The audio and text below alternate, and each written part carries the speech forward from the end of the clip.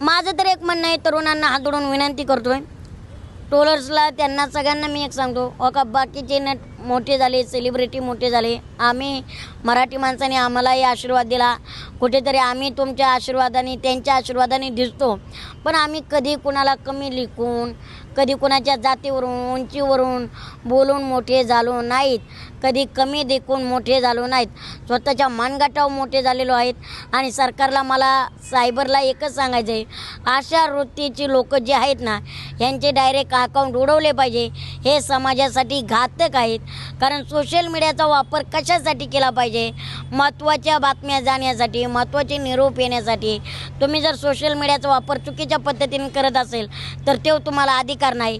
तुम्ही सोशल मीडियाच्याद्वारे एखाद्याला शिवीगाळ करून, एखाद्याला त्याच्या शरीरावर बोलून, त्याच्या कुटुंबाला बोलून सोशल मीडिया चालू शकत नाही.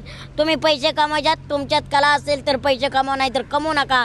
आईबापासंग चुकानी चटणी भाकर खा, पण आनंदाने खा. सोशल मीडियाच्या भानगडीत पडू नका. कारण ही सोशल मीडियाची खुट्टी एकदा बसली तर निघणार नाही, हे ध्यानात ठेवा. हे काय करतायत, बऱ्याच जणांना यांनी त्रास दिला आहे, बऱ्याच जणांना श्रद्धांजली वाहिल्यात, बऱ्याच जणांच्या बाबतीत हे बोललेले आहेत. त्यामुळं मी म्हटलं ह्याच्यात कोणीतरी पुढं येणं गरजेचं आहे. ही फुकाट बरं काही नसताना घेण्यान देण्याचं. तुमच्या आयुष्यात कोण लोडबोड करते का? तुम्ही कशाला ह्यांच्या आयुष्यात लोडबोड करताय? तुमच्या वाचून काय राहिले का?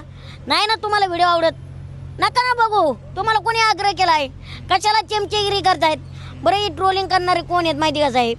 ज्याला आपण म्हणू शकत नाही, जे आईबापाचे जीव जगतात का, जे बॅलन्सला मागेत, असे कुत्र्यागत चौकातून हिंडतात का, जे बॅलन्सला मागे ते शिव्या देत असतात.